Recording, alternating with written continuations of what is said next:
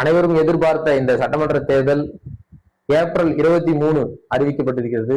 அதன் வாக்குகள் எண்ணிக்கை 4ஆம் தேதி என கூறப்பட்டிருக்கிறது.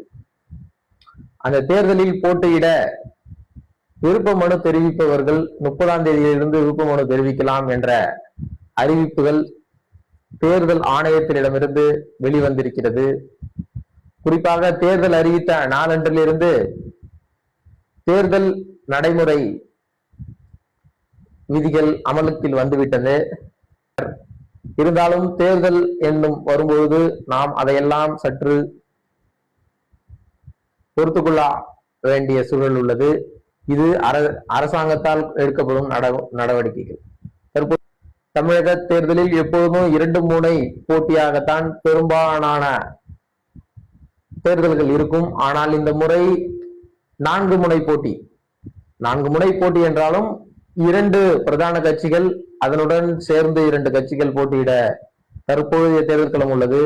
குறிப்பாக திராவிட முன்னேற்ற கழகம், காங்கிரஸ், விடுதலை சிறுத்தைகள், தற்போது இணைந்திருக்கும் தேமுதிக உட்பட சிறிய கட்சிகளுடன் கூட்டணி அமைத்து ஒரு வலுவான கட்டமைப்பாக மதசார்பற்ற முற்போக்கு கூட்டணி அணியாகவும், என்டிஏ அதாவது அதிமுக, பிஜேபி, பாமக உட்பட எதிரணியில் ஒரு மத்தியிலே ஆளும் செல்வாக்குள்ள பாரதிய ஜனதாவும் பிரதான எதிர்கட்சியான அதிமுகவும் சேர்ந்து ஒரு எதிரணியில் ஒரு பலமான எதிர்ப்பு தெரிவிக்க 2வது அணியாக போட்டியிடுகிறார்கள்.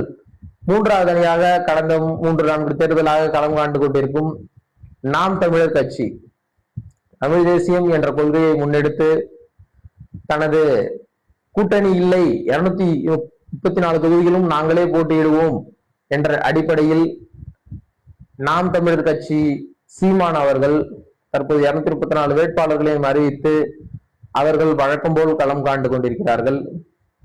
புதிதாக வந்துள்ள விஜய் தமிழக வெற்றி கழகம் முதல் முறையாக அரசியலில் களம் காண போகிறார்கள். பல்வேறு எதிர்ப்புகள், பல்வேறு விஷயங்களை தெரிந்து கொள்ளாமல் செயல்பட்டது, அதுபோன்று